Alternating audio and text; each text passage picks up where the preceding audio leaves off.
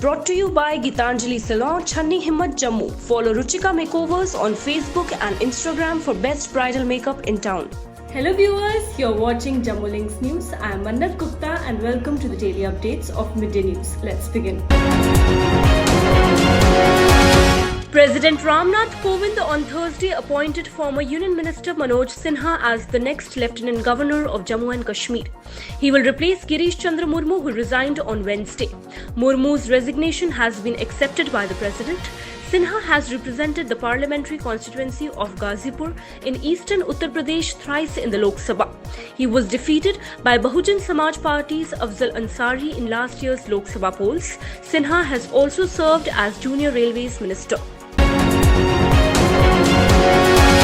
India's single-day increase of 56,282 cases, taking the country's COVID-19 tally to 19,64,536 on Thursday, while the recoveries have surged to 13,28,336 and comprise 67.62% of the total caseload according to the Union Health Ministry data. The death toll due to COVID-19 climbed to 40,699, with 904 new fatalities being reported in 24 hours. There are 5,95,501 active COVID-19 cases in the country presently, which contribute 30.31% of the total cases. The fatality rate has further dropped to 2.7%. The 850 megawatt Ratul hydroelectric power project in Jammu and Kashmir, work on which was stalled for the past 6 years, will be revived soon, Union Minister Dr. Jitendra Singh said on Wednesday. The hydroelectric project is a run-off river scheme located on River Chenab in Kishtwar district of the Union Territory.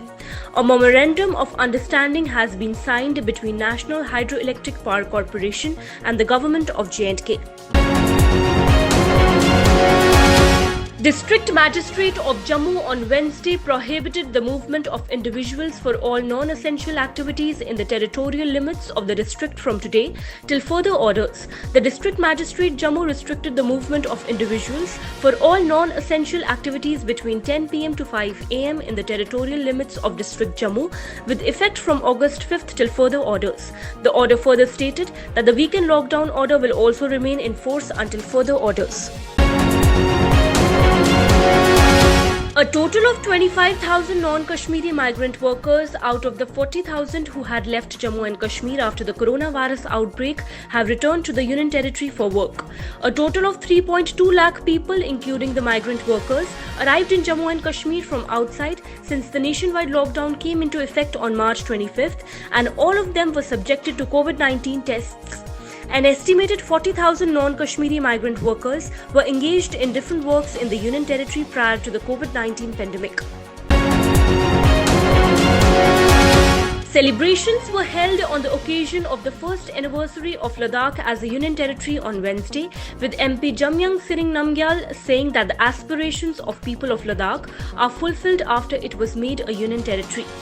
Speaking about the first anniversary of the abrogation of Article 370, Namgyal said, "It is a historic day for Ladakh and the whole of India." The COVID-19 death toll in Jammu and Kashmir reached 426 on Wednesday, with 9 more people, 8 from the valley and 1 from Jammu, losing the fight against the deadly virus. The UT also reported 559 new cases, 96 from Jammu and 463 from Kashmir in the last 24 hours, taking the total tally to 22,955, 17,755 in Kashmir and 5,200 in Jammu region. Also, 388 patients, 91 from Jammu division and 297 from Kashmir have recovered from the infection and discharged from various hospitals across the UT in the last 24 hours. The Jammu and Kashmir government has evacuated about 2,86,301 JK residents stranded in other parts of the country due to COVID lockdown via Lakhanpur and through special trains and buses till date, amid strict observance of all necessary guidelines and standard operating procedures. As per the official data received in this regard, the Jammu and Kashmir administration has received 105 special trains at Jammu and Udhampur railway stations from different states and UTs so far, with about 87,640 passengers, while about 1,98,661 persons from other states and UTs, including 904 from abroad, have been evacuated by the government through Lakhanpur till date. The Central Industrial Security Force on Wednesday took over the security of the Leh Airport, the country's highest altitude commercial aerodrome in the newly created Union Territory of Ladakh. The contingent of 185 CISF personnel will provide round-the-clock armed security to the strategic and hypersensitive airport. The Kushok Bakula Rinpoche Airport, operated by the Airports Authority of India, is the 64th civil airport to be bought under the cover of the CISF. It was being guarded by the local police till now. The image of Lord Ram and the Grand Ram Temple to be built in Ayodhya beamed across a giant billboard at the iconic Times Square in New York City, where members of the Indian community gathered in large numbers to celebrate the Bhumi Pujan performed by Prime Minister Narendra Modi. The bright image of Lord Ram, the Grand Temple and the Indian tricolour beamed on a giant wraparound LED display screen on Wednesday. While the organisers had planned to beam the photos from 8 am to 10 pm on Wednesday, the image of Lord Ram and the temple was displayed for about 4 hours till 1 pm.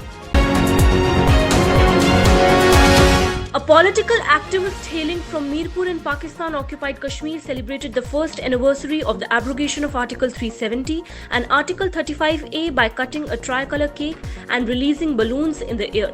Feeling proud of the day, activist Dr. Amjad Ayub Mirza from Pakistan-occupied Kashmir region, living in Glasgow, said the abrogation of Article 370 helped the people of POK to be a part of India.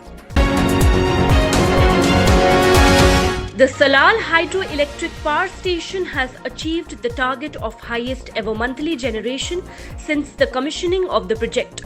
It generated 532.72 mega units of power during July 2020.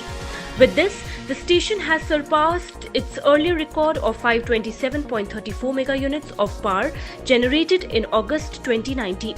The Salal Power Station is a run-of-the-river power project of the Chenab in Riyasi district of Jammu division, with an installed capacity of 690 megawatts to harness the hydropower potential of the river. Some unidentified terrorist shot dead a BJP Sarpanch outside his residence at Vissu in Kulgam district of Jammu and Kashmir on Thursday morning. The Sarpanch has been identified as Sajjad Ahmed Khande.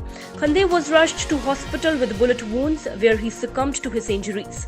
No terror group has claimed responsibility for the attack so far. This is the second attack of its kind in less than 48 hours.